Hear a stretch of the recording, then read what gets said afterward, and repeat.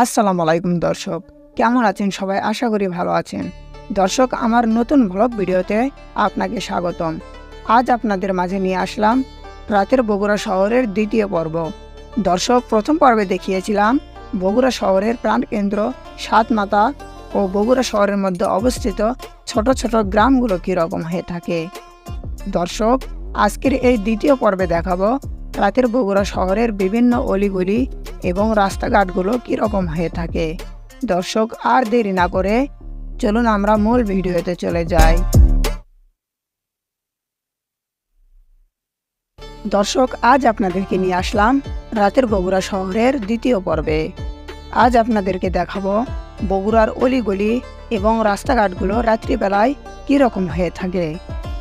দর্শক, রাতের বগুড়া শহরের বিভিন্ন অলিগলিতে দেখা যায় মানুষের ভিড় আর গাড়ির যানজট।